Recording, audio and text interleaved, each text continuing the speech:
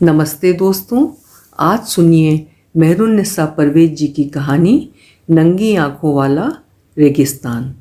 उनकी कहानियों में एक चुंबकीय शक्ति है जिसके कारण सामान्य से सामान्य व्यक्ति भी उनकी कहानियों की ओर स्वतः ही खिंचा चला आता है। जब आप उनकी कहानी सुनेंगे तो ये चीज़ आप भी महसूस करेंगे। तो चलिए कहानी शुरू करते हैं। अहाते की रेलिंग पर लगे कांटेदार तार पर चिड़िया का नन्हा बच्चा जो पहली बार उड़ान भरना सीख रहा था, तपती धूप से अलसाया सा अपने दोनों डैनों को नीचे गिरा चोंच खोल लंबी सांस भर रहा था। लंबे ताड़ के सूखे पत्ते धरती पर गिरकर बेसहारा से दुष्ट हवा के हाथों इधर उधर बहक रहे थे। पड़ोस में बने बंगले के बच्चे इमली के पेड़ के नीचे खड़े गुलेल लिए शिकार की तलाश में इधर उधर सतर्क देख रहे थे। सारा घर हल्दी की सोंधी महक से भरा हुआ था। मंजू का गदराया हल्दी लगा गोरा शरीर और आंखों में आ ठहरता था। फर्श पर हल्दी के दाग लगे थे। कल मंजू की सखियां आई थीं, उन्होंने ही मंजू को हल्दी लगाई थी। सारा दिन वे बड़े कमरे में शोर करती रहीं। उनकी तेज तेज हंसी के बीच कहे मजाक के शब्द हवा में बहकर उसे यहाँ तक सुनाई देते रहे, पर इच्छा होते हुए भी वो वहाँ नहीं गई। अमित के दोनों छोटे बच्चे हल्दी से रंगी उंगलियों से सारे घर की दीवारों पर चित्रकारी करते रहे। बड़े कमरे का सारा फर्नीचर, कालीन, शेर का चमड़ा आदि सब पैक कर दिया गया था। घर के दूसरे कमरों का भारी सामान अमित ने पैक करवा दिया था। मेहमानों के नाम पर बस अमित के काका आए थे। तब से ही घर का वातावरण अधिक तना तना सा था। वो जब से आई थी अमित के ही कमरे में ठहरी थी, पर कल से अमित ने उसे दूसरे कमरे में शिफ्ट कर दिया था। यानी चाहे वो ऊपर से कितना भी बहादुर दिखता हो, पर अंदर से कमज़ोर जरूर था। घर में पैर रखते ही काका ने उसे घूर कर देखा था और मंजू को लिपटाकर अपनी मरी हुई बहू को याद कर रोने लगे थे। सबके बीच अमित और वो अजीब सा महसूस कर रहे थे। एक मरे हुए व्यक्ति का इतना प्रभाव जाने क्यों उसे अच्छा नहीं लगा। मंजू बहुत देर तक काका से लिपटी माँ को याद कर रोती रही। वो देव की पत्नी थी, देव की उम्र से आधी।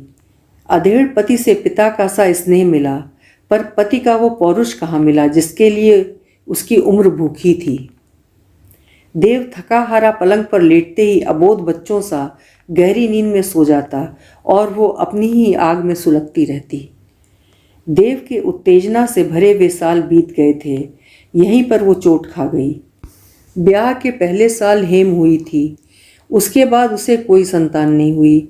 उसे अपना जीवन पिंजरे में बंद तोता मैना सा लगता, जो लोहे के सीखचों में है और जिसे समय समय पर खाना पीना मिल जाता है और कभी कभी मालिक की पुचकार, बस। एक मोटर एक्सीडेंट में देव अपाहिज आदमी बनकर रह गया। एक बुढ़िया के मर जाने से उस पर केस भी चला। रहे सहे संबंध भी जैसे अपने आप टूट कर नीचे लटक गए। देव अपने जीवन की कड़वाहट को शराब के प्याले में उतारने लगा। पढ़ा लिखा देव जब नशे में उसे गंदी और सड़क छाप गालियाँ बकता तो एकदम गंवार और जाहिल आदमी लगता। जिंदगी कैद बनकर रह गई थी। इन्हीं ऊँघते दिनों में वो हताश सी 4 वर्ष की नन्ही हेम की उंगली पकड़े नितांत अकेली भीड़ भरे चौराहे पर आकर खड़ी हो गई।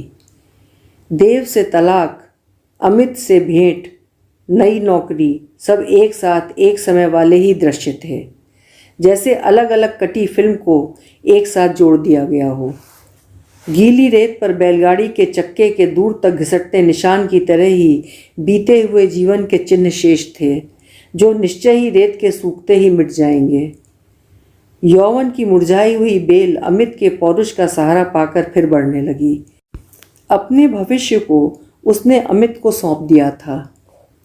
आंटी उसे हमेशा सतर्क करती, नीरा, औरत के जीवन में प्रेम यदि देर से आता है तो वो अंधों की तरह सब कुछ भूलकर ढलान पर उगे जंगली फूलों की डालों की तरह जल्दी जल्दी बढ़ने लगती है। हेम अब कॉन्वेंट में पढ़ने जाती थी। अब वो पूरे 9 वर्ष की हो गई थी। उसने कभी हेम को देव से मिलने से नहीं रोका। जब भी देव आता वो खुद घर से बाहर चली जाती। देव भी अब हारे हुए बादशाह सा हताश और थका थका सा लगता था। समय कैसे उसके सामने से चुपचाप पैर दबाए निकला जा रहा था उसने नहीं देखा। वो खुद आंखें बंद किए अमित की कल्पना में खोई रही। अचानक एक दिन दोपहर को धूप से तमतमाया चेहरा लिए हेम लौटी तो वो नीचे दरी पर लेटी थी। हेम सीधे उसके पास जाकर बैठ गई।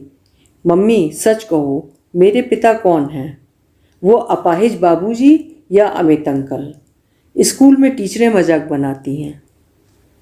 एकाएक उसे लगा हेम बहुत बड़ी हो गई है। पहली पहली बार वो हेम से नजरें नहीं मिला पाई।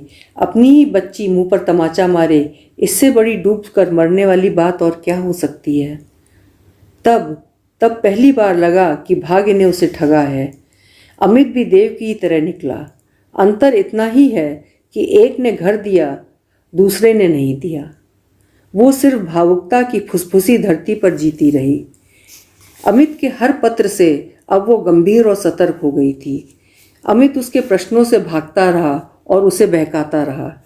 हार कर उसने अमित के पत्रों का उत्तर देना ही बंद कर दिया। अमित का अंतिम पत्र आया। नीरा, मंजू की शादी है, नाराजगी छोड़ो। लड़की पीढ़े पर बैठेगी तो घर देखने वाला कोई नहीं। इस बार सच नीरा, तुम्हारे प्रश्नों का उत्तर मैं दूंगा। मुझे एक मौका और दो। तुम्हारा अमित। और जब एकांत में बने बंगले का गेट अमित ने खोला तो पल भर के लिए उसे लगा वो इस बड़े से बंगले की मालकिन है। अभिमान से उसका मन भर उठा। मंजू और दो छोटे बच्चों ने उसका स्वागत किया था। बच्चों की आंखों में नए मेहमान को देखकर प्रसन्नता थी, पर मंजू की बड़ी बड़ी आंखों में क्रोध के कण दूर से चमक रहे थे। मंजू अमित के हाथ से अटैची लेकर अंदर चली गई। अमित लंबे सोफे पर टांगे पसार कर निश्चिंत होकर सीटी बजा रहा था। तुम आ गई हो नीरा, अब मुझे हल्का लग रहा है। पहली लड़की की शादी है, उसकी माँ नहीं है। मैं अपने में बहुत अनाथपन महसूस कर रहा था।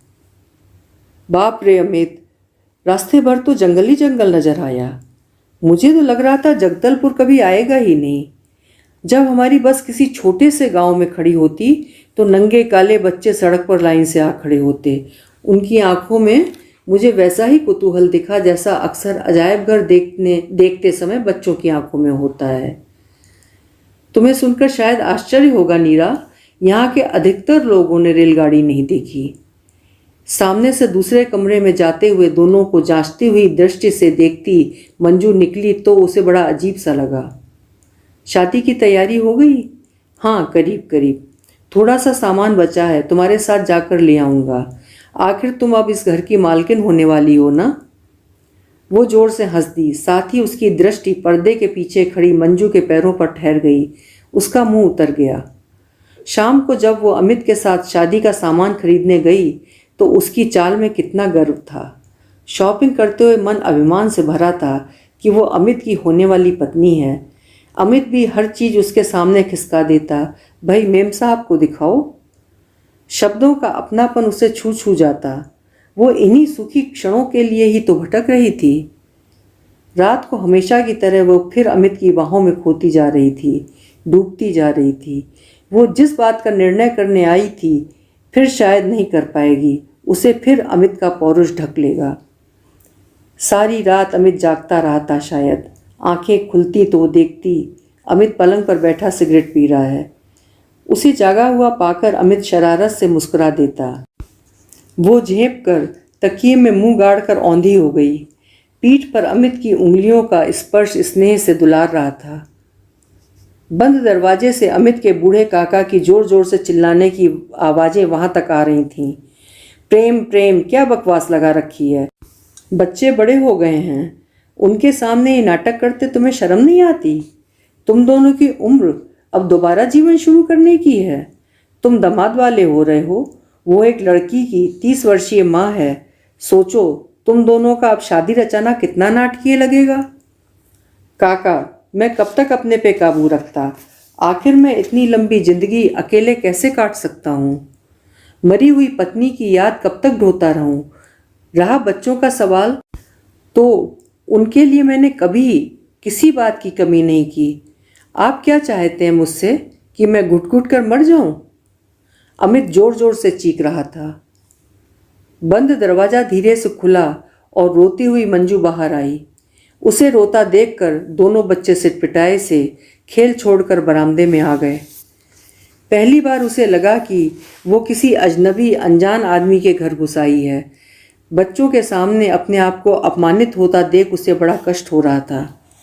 काका दरवाजे के पल्ले भड़बड़ाते हुए बाहर आए। अमित अंदर ही था। वो बहुत चाहकर भी उसके पास नहीं गई, बस कुर्सी पर बैठी बाहर देखती रही। ताड़ की लंबी लंबी डालों पर भरी दोपहरी में टिटहरी पीविट पीविट कर थके हुए शब्दों से अपनी थकान का ऐलान कर रही थी। सुख के क्षणों का पीछा करते करते वो थक गई थी। कैलेंडर में लाल स्याही वाले छुट्टियों के इने गिने दिनों की तरह ही सुखी क्षण भी उसकी उम्र के सालों में बड़ी ही आसानी से देखे और गिने जा सकते हैं। कम उम्र की भावुक लड़कियों की तरह प्रेमी के बुलाने पर वो भाग आई थी। उसकी अपनी बेवकूफ़ियों का मूल्य शायद हेम को चुकाना पड़ेगा। घर में बहुत हलचल थी। बाहर भागदौड़ सी मची थी। शामियाने का सामान, जनपद से आई लोहे की कुर्सियां, दरियां, टेबल सब उतारे और रखे जा रहे थे। मजदूर सब्बल से खोद खोद कर बड़ी बड़ी बल्लियों को गाड़ रहे थे। जहां तहां कीलें, हथौड़ी, रंगीन कागज, लेई वगैरह पड़े थे। पड़ोस के बच्चे बड़े ही उत्सुकता से सारे काम होते हुए देख रहे थे। अमित बच्चों को वहां से बार बार भगा रहा था, पर वे ढीठ दर्शक की तरह डटे थे।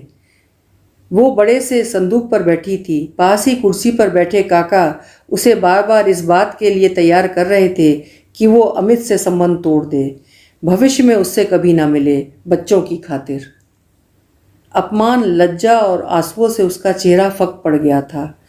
अपने में और कोठे की वेश्या में उसे कोई फर्क नहीं लग रहा था। जाने कितने उपन्यासों और फिल्मों में यही दृश्य उसने देखा पढ़ा था। वेश्या के चंगुल से घरवाले आदमी को निकाल रहे हैं। क्या वो भी इधर वेश्या हो गई है? ऐसी स्थिति की क्या उसने कभी कल्पना की थी कि घर के बुजुर्गों को बच्चों की, समाज की दुहाई देनी पड़ेगी? क्या प्रेम यथार्थ की भूमि पर आकर इतना फुसफुसा हो जाता है? आह, क्या वो गलत पते पर मंजिल ढूंढ रही थी? हल्दी से सने कपड़ों में मंजू घबराई सी बार बार आ जा रही थी। मंजू की आंखों में नए घर जाने का जरा सा उत्साह नहीं था, बल्कि भय था कि कहीं उसके जाते ही नीरा इस घर की मालकिन न बन जाए। पहले भी मंजू की नंगी आंखें हमेशा उसका पीछा करती रही हैं। रोज़ सुबह जब वो अमित के कमरे से निकलती तब मंजू से टकरा जाती। मंजू की नंगी आंखों की तेजी को झेल नहीं पाती थी। हरदम सतर्क, चौकसी करती आंखें देखकर उसे बड़ा अजीब लगता। उसे लगता कि एकदम अभी निकल कर वो चली जाए, पर वो जाती नहीं, वहीं संदूक पर बैठी रहती है। अपने को इतना ढीठ इससे पहले उसने कभी नहीं पाया था। काका शायद उससे स्पष्ट जवाब चाहते थे, पर उसकी ढीठ आंखों को देखकर वे थोड़ा सिटपिटाए और तुरंत उठकर बाहर की ओर चले गए। उन्हें एक बात का और डर था कि कहीं अमित इस बीच ना आ जाए। काका के जाने के बाद वो दीवार पर टंगी मंजू की माँ की तस्वीर को देखती रही। ब्याह वाला दिन और दिनों से बेहद व्यस्त था। अपने साथ तूफानी हलचलें लिए था। अमित भूखा प्यासा भाग दौड़ कर रहा था। सुबह से वो नहाया तक नहीं था। उसकी पीठ पर कमीज पसीने से चिपक गई थी। काम उतना नहीं था, पर पहली शादी होने के कारण वो घबराहट में बदहवास सा हो रहा था। शाम को जब मेहमान आने शुरू हुए तब कमरों में बेकार औरतों का हुजूम ज़्यादा हो गया, जो सिर्फ दुल्हन के पास ही बनी रहना चाहती थीं। भंडार घर में मंजू की सखियां और मुंह बोली आंटियां घुसी खाने और बच्चों को खिलाने में ज़्यादा व्यस्त थीं। बच्चे मुंह में पान के बड़े बड़े बीड़े ठूंसे इधर उधर हो रहे थे। उन्हें रोकने या टोकने वाला कोई नहीं था। मंजू को नए कपड़ों में तथा नए गहनों में लाद कर बैठा दिया गया था और वो बहुत ही ऊबे ढंग से परेशान सी बैठी थी। उसका ध्यान अपने आसपास उससे बातें करती औरतों की ओर बिल्कुल नहीं था। उसकी खाली खाली आंखें सारे कमरों को टटोलती सी लग रही थीं। लगता था वो एक जगह बैठी है, पर उसकी आंखें सारे घर का निरीक्षण कर रही हैं। बारात भांवर, कन्यादान, सारी रस्में 11 बजे खत्म हुई। उसके बाद मंडप में ही खाने की पंगत बैठी। अमित थका सा बरामदे में पड़ी लंबी कुर्सी पर बैठ गया था। सारे काम निपटाते निपटाते जैसे वो थक सा गया था। जवाबदारी कंधों से उतर गई थी, इसलिए थकान भरी टूटन सारे शरीर में थी। वो ब्याह के हर प्रोग्राम से कटी कटी रही थी। वैसे भी किसी भी समय उसकी ज़रूरत नहीं समझी गई। यहाँ तक कि अमित ने भी किसी काम के लिए उसे नहीं पुकारा। इतने लोग जो किसी न किसी बात को लेकर व्यस्त थे, उनमें वो ही एक फालतू दिख रही थी।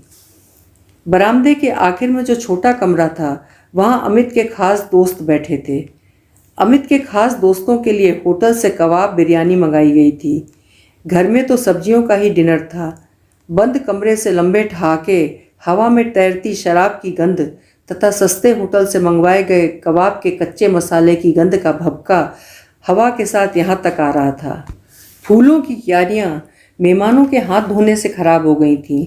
शादी के घर से फूलों की गंध, खुशबूदार खाने की गंध, नई साड़ियों की गंध, तरह तरह के सेंट और कच्ची पक्की उम्र के शरीर की अलग अलग गंध लिए हवा धीरे मगर चंचल होकर रंगीन झाड़ियों को छू छू कर भाग रही थी। वो अपने कमरे में ढेर सारे विचारों से घिरी बैठी थी कि तभी अमित दोनों बच्चों को, जो शायद बाहर भीड़ भाड़ में ही दरी पर ही सो गए थे, उठाकर ला रहा था। दोनों बच्चों को पलंग पर लिटाकर अमित उसके पास आया। थक गया हूँ नीरा। इच्छा हुई कि कहे, अमित तुमने तो मुझे मदद के लिए बुलाया था, पर खुद ही अकेले अकेले निपटाते रहे, थकोगे नहीं क्या? आज मुझे अपने दोस्तों को नहीं बुलाना था। क्यों? वे लोग पीकर बहक गए थे। नए दामाद के सामने तुम्हें लेकर मुझसे बहुत अश्लील मजाक करते रहे। उसके गाल तमतमा गए। नीरा, मैं तुमसे एक बात कहना चाहता हूँ। प्लीज़ ठंडे दिमाग से सुनना और बीच में न टोकना। अमित ने उसके जांघों पर अपना सिर रखते हुए कहा, क्या हम दोनों इसी तरह सिर्फ मित्र बनकर नहीं रह सकते? आज मंजू का कन्यादान करने के बाद न जाने क्यों मुझे अजीब सा लग रहा है। पहली बार आज लगा कि मैं बाप हूँ और अब ससुर बन गया हूँ। मेरी हर हरकत का असर मंजू के जीवन पर पड़ेगा। आज मुझे लगा मैं बूढ़ा हो गया हूँ। इसी बुढ़ापे को मैंने सदा नकारा है, पर जाने क्यों आज लग रहा है मैं भीतर से बहुत लचक गया हूँ। उसे लगा आज अमित ज़्यादा पी गया है, पर उसकी आंखों को देखकर ऐसा नहीं लगा। अपमान और लज्जा से उसका मुंह लाल हो गया। उसने चोट खाए हुए अंदाज में निराशा से भरकर अमित को देखा और वो अमित के नीचे से अपना आंचल खींचती हुई उठ गई। उसे लगा यही कहानी खत्म हो गई, जिसकी ध्वनि पिछले कई दिनों से वो सुन रही थी। बड़ी ही आसानी से कहानी खत्म हुई, जैसे वो जिद करती हेम को टालने के लिए कहानी सुनाती थी। एक था राजा, एक थी रानी, दोनों मर गए, खत्म कहानी। इतना सब देखकर समझकर भी उसकी आंखों में आंसू नहीं आ रहे थे, जैसे आंखें रेगिस्तान सी सूख गई थीं। उसने खींचे हुए आंचल को कंधे पर ठीक किया और अलमारी की ओर बढ़ गई। अलमारी के ऊपर रखे अटैची को खींचते हुए उसने बहुत धीरे से बस छोटा सा वाक्य कहा, अब मैं जाऊंगी अमित। कहानी यही समाप्त हुई मित्रों। मेरा सुनाने का और आपका सुनने का ये सुहाना सफ़र यूं ही चलता रहे, इसी शुभकामनाओं के साथ फिर मिलेंगे। आपका समय शुभ हो, मंगलमय हो।